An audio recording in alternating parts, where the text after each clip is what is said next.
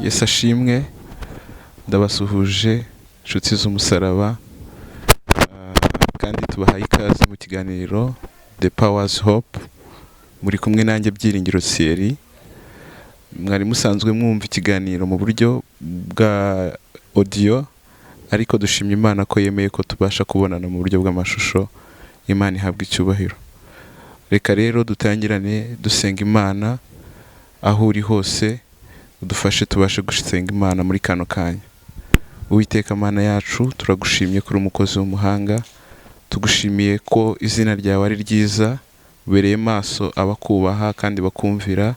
Iki gitondo cy'uyu munsi rero tugarutse imbere yawe, turakwinginze kugira ngo ukomeze kubana natwe, twagurire imitima yacu kandi utugarure imbere yawe kugira ngo tubashe kugendera mu nzira zawe nk'uko bikwiye. Mwami Imana, turakwinginze kugira ngo imitima yacu uyihe guhugukira iby'ijambo ryawe. Iki kiganiro The Powers Hope gihumuriza abantu benshi, kandi imitima y'abantu uyihe kugira imbaraga z'ibyiringiro, barinde gucogora no gucika intege mu bihe turimo. Komeza kubana natwe, udufashe muri iki kiganiro, ugarurire abantu bawe kugarukira imbabazi zawe n'urukundo rwawe. Urakoze kubanye natwe mu izina rya Yesu, amen. Tugiye kuganira rero ku kiganiro The Powers Hope. Ni ikiganiro gishatse kuvuga mu buryo bw'ikinyarwanda imbaraga z'ibyiringiro. Birashoboka ko ushobora gucika intege, cyangwa se hari ibyaguciye intege mu buzima waciyemo, hari ibyo wanyuzemo, hari inzira waciyemo, hari abo wizeye, hari abo wahanze amaso. Ibyo bituma usubira hasi cyane, bituma ucika intege z'umutima. Ariko ijambo ry'Imana cyangwa se iki kiganiro kiratubwira ko ibyiringiro nta handi twakura imbaraga z'ibyiringiro, kuko icya mbere kwiringira bifite intego iki. Bishatse kuvuga ko wiringira ari uko ufite uwo wiringiye. Hari ubwo wakiringira umuntu akaguhinduka cyangwa se akagutenguha, ariko kwiringira nyako ni ukwiringira Umwami Yesu. Umwami Yesu ntabwo ajya dutererana, ntabwo ajya duhinduka tugeze mu bihe bikomeye. Turasoma hano mu gitabo cy'Imigani, turasoma ibice 3 ku murongo waho wa mbere, turaza kumanuka tugere ku murongo wa 9. Haranditse ngo, mwana wanjye ntukibagirwe ibyigisho byanjye, ahubwo umutima wawe ukomeze amategeko yanjye, kuko bizakungurira imyaka myinshi y'ubugingo bwawe, ukazarama ndetse ukagira n'amahoro. Imbabazi n'umurava bye kuvaho, ubyambare mu ijosi, ubyandike ku nkingi z'umutima wawe. Nibwo uzagira umugisha n'ubwenge nyakuri mu maso y'Imana n'abantu. Wiringire Uwiteka n'umutima wawe wose, we kwishingikiriza ku buhanga bwawe, uhore umwemera mu migendere yawe yose, nawe azajya kuyobora inzira unyuramo.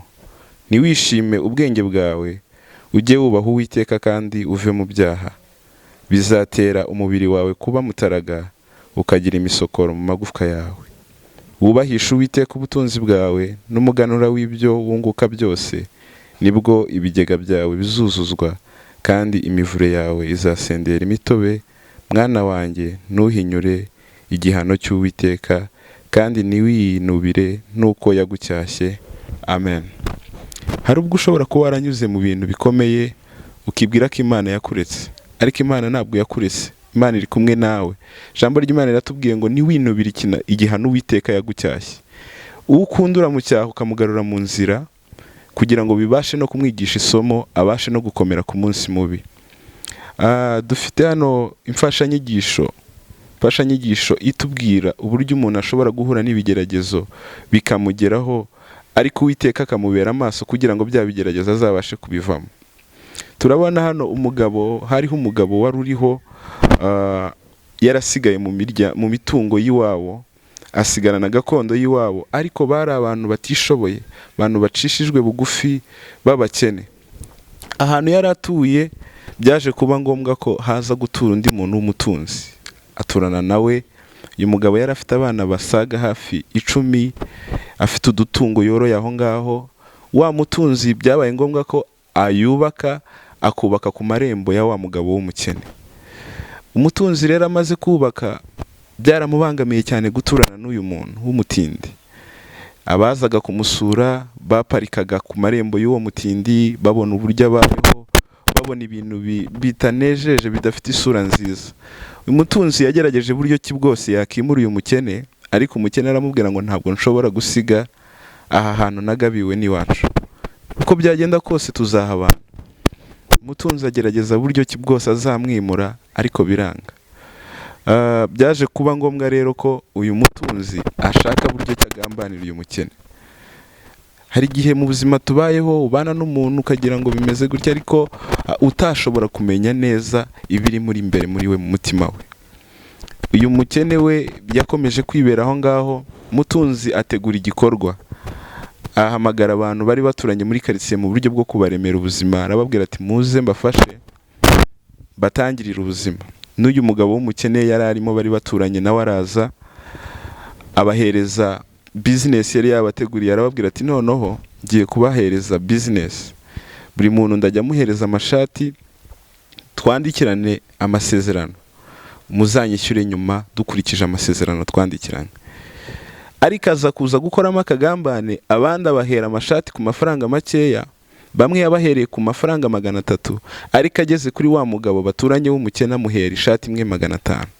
Basinyana amasezerano, bo bumvaga ko ari ibintu byiza bakoreye kugira ngo babashe gutera imbere, ariko bamwe abahera makeya, abandi abahera menshi, kandi bose bagiye guhurira mu isoko rimwe. Umugabo yagiye mu isoko aracuruza, abura abakiriya, kuko ntabwo washoboraga kujya kugura ishati y'igihumbi hari aho bari gucuruza iya 500.